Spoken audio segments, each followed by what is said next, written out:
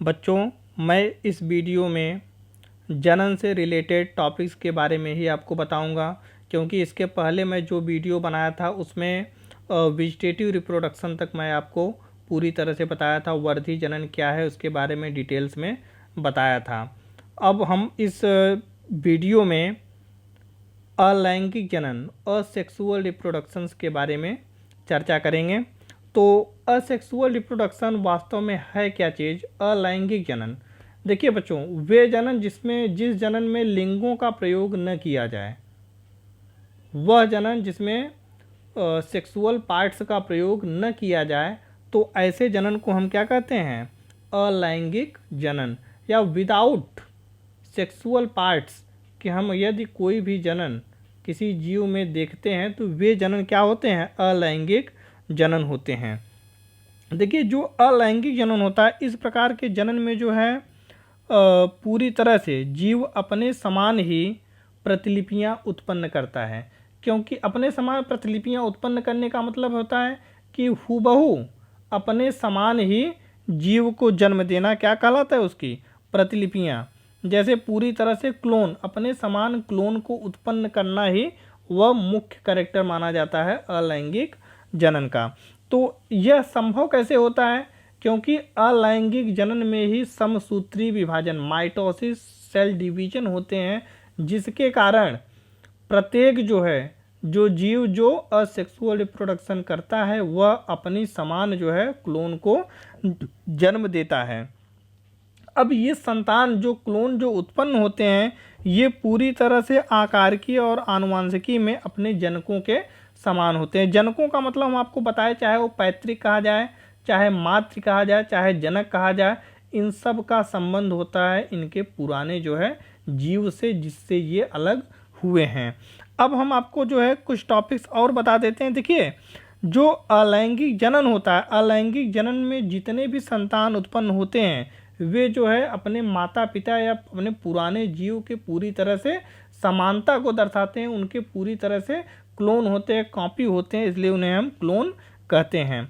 अब हम आपको अगला टॉपिक बताते हैं। इस प्रकार का जो जनन होता है उसमें केवल एक ही जीव भाग लेते हैं, उसमें नर और मादा के भाग लेने की कोई संभावना ही नहीं है। चाहे वो नर हो चाहे मादा हो, उनके अलैंगिक भाग कटकर अलग हो जाते हैं और समसूत्री विभाजन के द्वारा अनुकूल परिस्थितियां आने पर एक नए पौधे या जंतु का निर्माण कर जाते हैं, एक नए जीव का निर्माण कर जाते हैं। इसी को हम कहते हैं अलैंगिक जनन।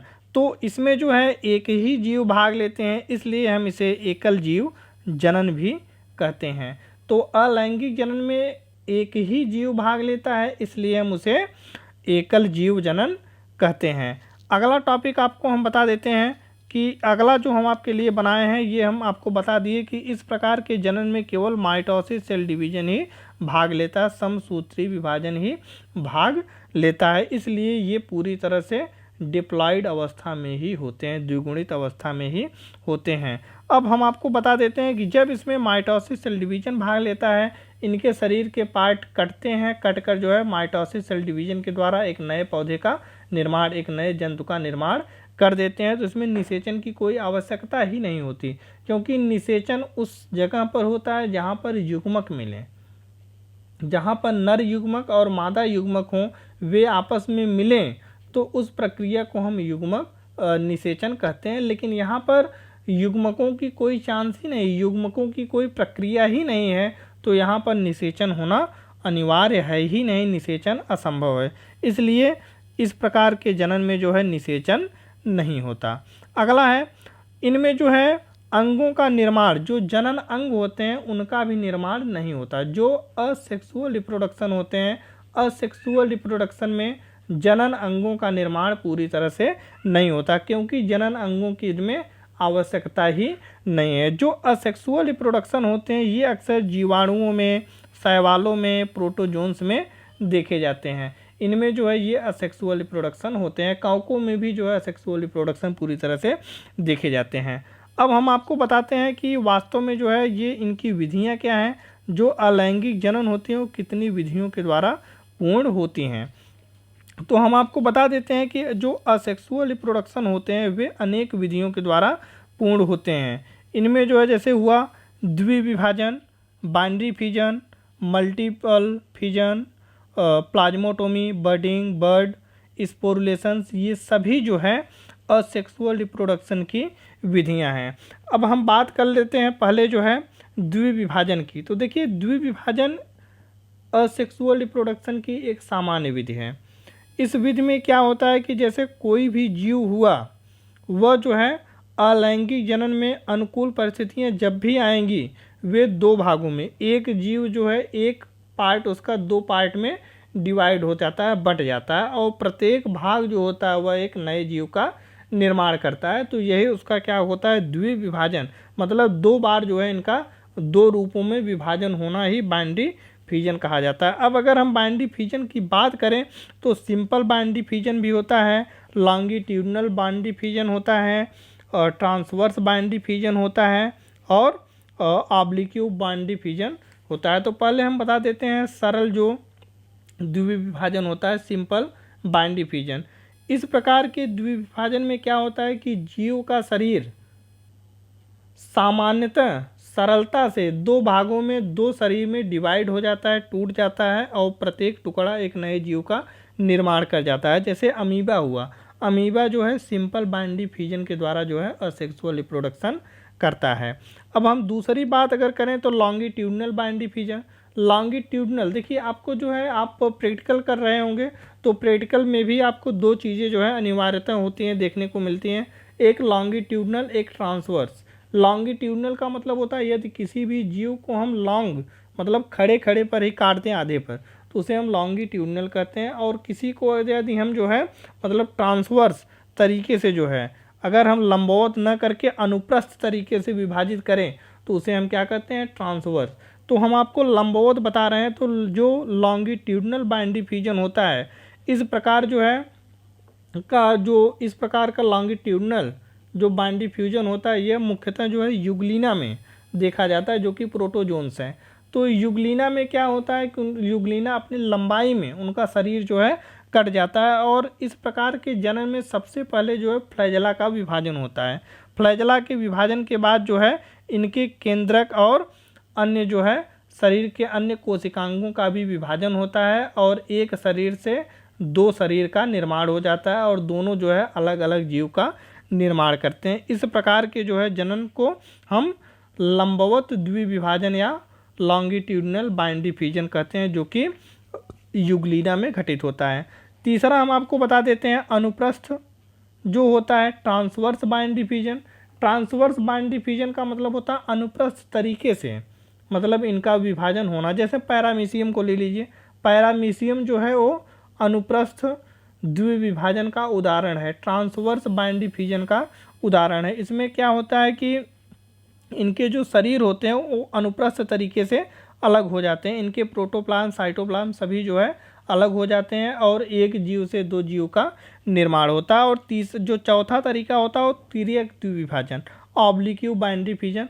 इसमें जो है तिर्यक तरीके से जो है इनका शरीर टूटता है, और टूटने के बाद एक नए जो है जितने भी टुकड़ों में डिवाइड होता है नए जीव का निर्माण होता है। अब हम दूसरा आपको हम बता देते हैं जो है द्विविभाजन बहुविभाजन, मल्टीपल फिजन्स। इसमें देखिए मल्टीपल फिजन जो होता है वह अक्सर अमीबा, प्लाज्मोडियम आदि जीवों में देखा जाता है। तो इस प्रकार का जो अलैंगिक जनन होता है इसमें अनेक छोटे छोटे खंड जो है वो जीव जो होते हैं अनेक छोटे छोटे खंडों में विभाजित हो जाते हैं, और प्रत्येक जो खंड होता है वो जब भी अनुकूल परिस्थितियां आती हैं एक नए जो है जीव का निर्माण करता है। अब हम आपको तीसरा जो है बता देते हैं प्लाज्मोटोमी। प्लाज्मोटोमी क्या है? देखिए इस प्रकार का जो अलैंगिक जनन है इसमें बहुकेंद्रकीय जनक जो होते हैं वो केंद्रक जो है इनका विभाजन होता है। केंद्रक अनेक संख्याओं में विभाजित होकर अनेक जो है जीवों का निर्माण करता है। जैसे पेलोमिक्सा जो जीव है, पेलोमिक्सा में भी जो है प्लाज्मोटोमी के द्वारा ही अलैंगिक जनन होता है। इसमें जो है न्यूक्लियस का डिवीजन होता है, और न्यूक्लियस के डिवीजन के द्वारा जो है अन्य जीवों का निर्माण होता है। अगला टॉपिक जो आपका है वो मुकुलन है, बडिंग है। तो बडिंग में देखिए इस प्रकार का जो जनन होता है अक्सर जो है ईस्ट और हाइड्रा जितने भी ये जीव हैं इन सभी में जो है मुकुलन के द्वारा ही जनन होता है। इसमें क्या होता है कि इनके शरीर में एक छोटा सा उभार निकलता है और वह उभार अनुकूल परिस्थितियों में यानी प्रतिकूल परिस्थितियों की बात की जाए तो प्रतिकूल परिस्थितियों में वृद्धि करता है और एक समय आता है कि वह शरीर से टूटकर अलग हो जाता है। और जब भी अनुकूल परिस्थितियां आती हैं वह उभार जो है एक नए ईस्ट या एक नए हाइड्रा का निर्माण कर जाता है। तो यह जो विधि होता है जनन की, अलैंगिक जनन की, वह मुकुलन कहलाती है। अगला जो है टॉपिक आपका है कलिका यानी बड। तो बड जो होता है, देखिए इसमें जैसे जो विकसित पौधे होते हैं उन पौधों में कभी कभी पत्तियां, तना या जड़ ये सभी जो है कटकर एक कलिका का निर्माण करते हैं। प्रतिकूल परिस्थितियों में एक कलिका का निर्माण करते हैं और ये कलिकाएं जो है अनुकूल परिस्थितियां आने पर कटकर अलग हो जाती हैं और अलग होने के बाद प्रत्येक कलिका, प्रत्येक बड से एक नए जो है जीव का निर्माण होता है, एक नए पौधे का निर्माण होता है, उसी को हम कहते हैं कलिका जनन।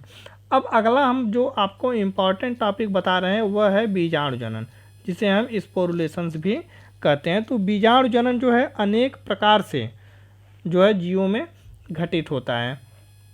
तो यहाँ पर जो है देखिए सभी जो है जितने भी टॉपिक्स यहाँ पर लिए गए हैं सभी जो है बीजाणु जनन से ही संबंधित हैं ये टॉपिक सभी। तो बीजाणु जनन अनेक प्रकार से होता है, जैसे चल बीजाणु हुआ, अचल बीजाणु हुआ, हिप्नोस्पोर्स, पाल्मेला अवस्था, एंडोस्पोर्स, निश्चेष्ट बीजाणु द्वारा, ऑइडिया द्वारा, ऑटोस्पोर्स द्वारा, क्लेमाइडोस्पोर्स द्वारा, बीजाणु द्वारा, कोनिडिया द्वारा, पिक्नियोस्पोर्स द्वारा, यूरिडोस्पोर्स द्वारा, एस्कोस्पोर्स द्वारा और बेसिडियोस्पोर्स द्वारा। तो ये सभी जो हैं ये सभी जो है बीजाणु जनन के ही भाग हैं। यदि आप स्पोरुलेशंस के बारे में समझते हैं तो स्पोरुलेशन देखिए वह प्रोसेस है, इसमें क्या होता है कि बीजाणु बनते हैं। बीजाणु जो है पतली भित्ति वाले होते हैं, अगुणित अवस्था में होते हैं और प्रतिकूल परिस्थितियों में ये क्या होते हैं कि कटकर वेजिटेटिव भाग, अलैंगिक अवस्था, जो अलैंगिक जो भाग होते हैं इनके, उन भागों से ये बीजाणु जो है छिटक कर दूर दूर तक फैल जाते हैं और जब भी अनुकूल परिस्थितियां आती हैं ये बीजाणु जो है वो जर्मिनेट करते हैं और एक नए पौधे का, एक नए जीव का निर्माण करते हैं। तो जैसे अगर बात कर दिया जाए जो है चल बीजाणुओं के द्वारा, चल बीजाणु मतलब जूस्पोर्स। जूस्पोर्स जो है अनुकूल परिस्थितियों में वर्धी कोशिकाओं में जो है ये एक चेंजिंग लाते हैं और अपनी जो है स्पोर्स के द्वारा जो है एक नए जीव का निर्माण कर देते हैं। ये मुख्यतः जो है यूलोथ्रिक्स हुआ, क्लेमाइडोमोनास हुआ, स्पाइरोगायरा हुआ, इन सभी में जो है चल बीजाणुओं के द्वारा जनन होता है। अब अगला टॉपिक आपका है अचल बीजाणुओं के द्वारा। तो अचल बीजाणु जो होते हैं इनमें जो है प्रतिकूल परिस्थितियों में ये क्या होते हैं कि पूरी तरह से लैंगिक भागों से अलग हो जाते हैं पैतृक पौधे के, और बाद में क्या होता है कि जब भी अनुकूल परिस्थितियां आती हैं ये जितने भी प्रोसेस हैं प्रतिकूल में सभी अलग हो जाएंगी और अनुकूल परिस्थितियों में सभी के द्वारा एक नए जीव का निर्माण हो जाएगा। तो अचल बीजाणु जो होते हैं जैसे यूलोथ्रिक्स हुआ, म्यूकर हुआ, राइयोपस हुआ, इन सभी जो है शैवालों में अचल बीजाणु अप्लानोस्पोर्स के द्वारा ही अलैंगिक जनन होता है। अब हम बात करें हिप्नोस्पोर्स। तो हिप्नोस्पोर्स जो होते हैं यह जो अवस्था होती है एक मोटी भित्ति वाली, इसमें जो है एक मोटी भित्ति युक्त अचल बीजाणु बनते हैं जो प्रतिकूल परिस्थितियों में बनते हैं और जब भी अनुकूल परिस्थितियां आती हैं ये वहाँ से अलग होकर एक नए जंतु का, एक नए पौधे का निर्माण करते हैं। जैसे वाउचेरिया जो होता है वह हिप्नोस्पोर्स के द्वारा ही अलैंगिक जनन करता है। अगला हम अवस्था आपको बता देते हैं पाल्मेला अवस्था। पाल्मेला जो स्टेज होता है, पाल्मेला स्टेज जो है जब जल की कमी होती है तब इस प्रकार के अलैंगिक जनन उत्पन्न होते हैं और यह जो अलैंगिक जनन होता है यह अक्सर क्लेमाइडोमोनास और यूलोथ्रिक्स में देखा जाता है। अगला हम आपको बता देते हैं एंडोस्पोर्स। जो एंडोस्पोर्स होते हैं ये अक्सर जीवाणु व जो नीले हरे शैवाल जो होते हैं उनमें देखे जाते हैं। अगला जो है आपका टॉपिक है निश्चेतक बीजाणुओं द्वारा। तो जो निश्चेतक जो बीजाणु होते हैं प्रतिकूल वातावरणीय दशाओं में इनका निर्माण होता है, इनके चारों ओर एक मोटी भित्ति बन जाती है और जैसे ही अनुकूल परिस्थितियां आती हैं ये सीधे जो है अचल बीजाणु बनाकर एक नए जीव को उत्पन्न करते हैं।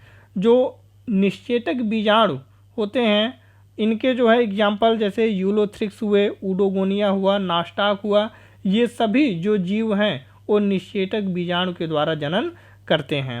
अगला आपका जो है टॉपिक है ऑइडिया द्वारा।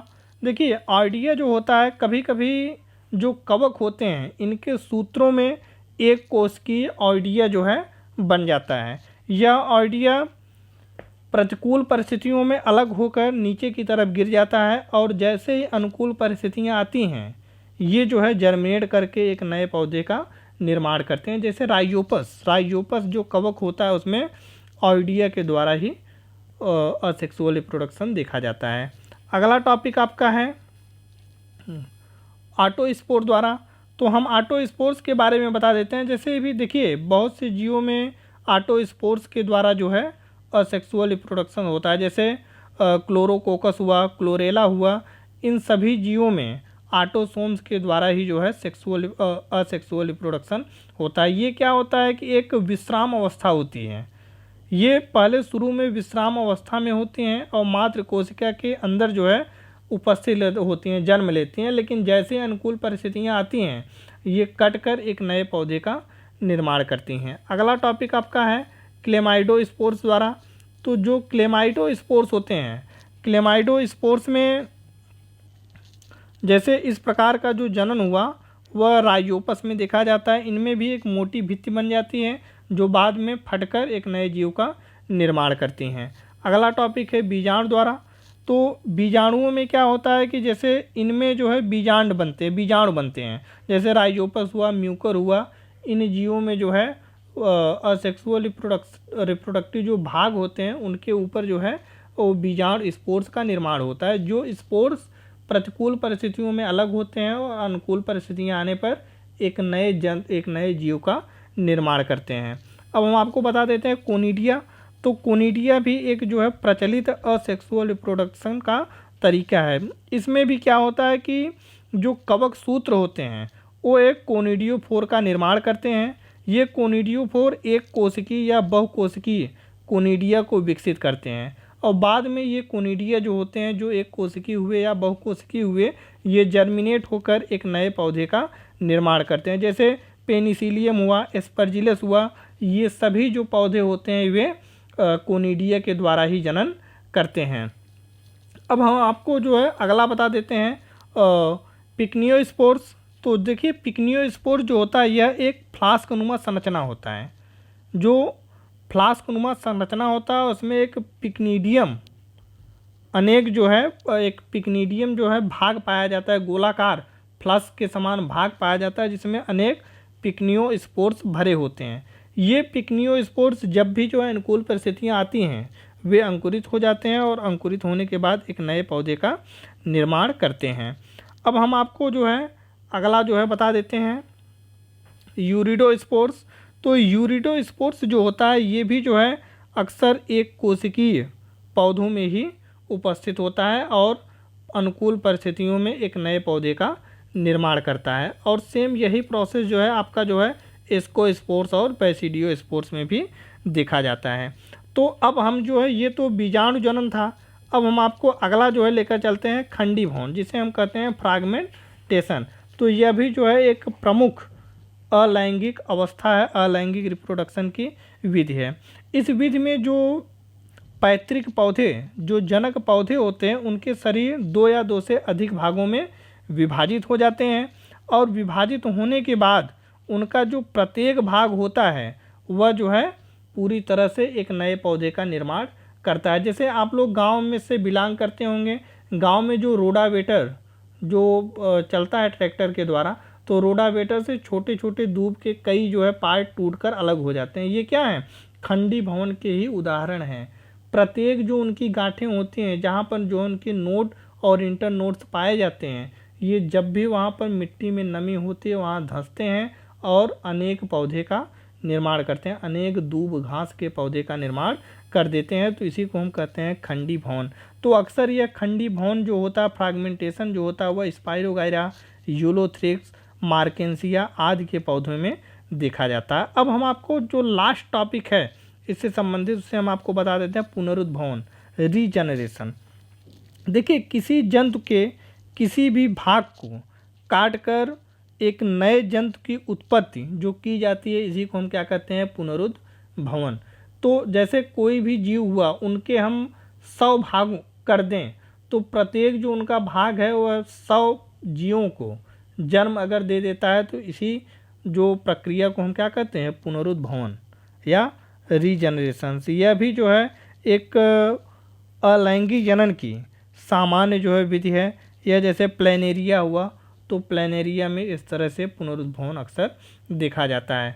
तो अब हम आपको जो है अगला टॉपिक असेक्सुअल रिप्रोडक्शन से संबंधित बताते हैं, अलैंगिक जनन के लाभ, मतलब कौन से एडवांटेज होते हैं असेक्सुअल रिप्रोडक्शन में। तो इसमें देखिए, पहला है यह एकल जनक द्वारा होता है। देखिए, हम आपको इससे पहले बताया कि जो अलैंगिक जनन है उसमें एक ही जीव की आवश्यकता होती है, उसमें नर या मादा की आवश्यकता नहीं होती। चाहे वो नर हो चाहे मादा हो, केवल एक ही जीव होगा और उसके शरीर का कोई भी भाग कटकर एक नए जीव का निर्माण करेगा, इसलिए हम उसे एकल जनक कहते हैं। दूसरा है यह जनन समसूत्री विभाजन द्वारा होता है। तो असेक्सुअल रिप्रोडक्शन जो होते हैं वे केवल समसूत्री विभाजन के द्वारा ही संभव हैं। और इनमें देखिए जो तीसरा है, इनमें युग्मक निर्माण, निषेचन, भ्रूणी विकास आदि प्रक्रियाएं नहीं पाई जाती। जब डायरेक्ट जो है समसूत्री विभाजन के द्वारा शरीर का जो कटा हुआ भाग है वह नए भाग में नए जीव में परिवर्तित हो जाता है, तो इसमें युग्मक का निर्माण या निषेचन या भ्रूण का निर्माण होना इम्पॉसिबल है, बनने की कोई ज़रूरत ही नहीं है। अगला है एक ही जीव के द्वारा अनेक संतानों का निर्माण।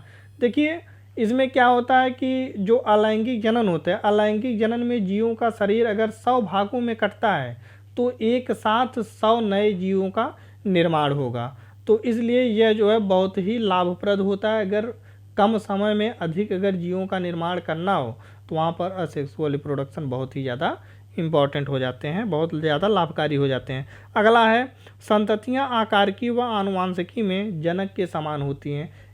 इस प्रकार के जो जनन द्वारा उत्पन्न संतानें होती हैं वे वेजिटेटिव रिप्रोडक्शन की ही भांति अपने पैतृक जो पौधे होते हैं उनके समान लक्षणों को प्रकट करती हैं। अब देखिए, प्रत्येक जो होते हैं उनमें एडवांटेज तो होते हैं लेकिन कुछ डिसएडवांटेज भी देखे जाते हैं। जैसे अलैंगिक जनन से हानियाँ कौन कौन सी होती हैं, तो इसे हम आपको बता दें कि अलैंगिक जनन से कौन कौन सी हानियाँ उत्पन्न होती हैं। तो पहले हम आपको बता देते हैं कि इनसे जो है नई जाति का विकास नहीं होता। जो अलैंगिक जनन होते हैं इनसे हम नई जातियों का विकास नहीं कर सकते। दूसरा है इस प्रकार के जनन द्वारा उत्पन्न जो जीव होते हैं उनमें विभिन्नताएं बिल्कुल नहीं पाई जाती, विभिन्नताएं देखी ही नहीं जाती। तीसरा है इनकी जीवों की संख्या में तेज़ी से वृद्धि होता है, इतनी तेज़ी से वृद्धि होता है कि इस प्रकार का जनन जो है सभी जीवों पर लागू नहीं किया जा सकता।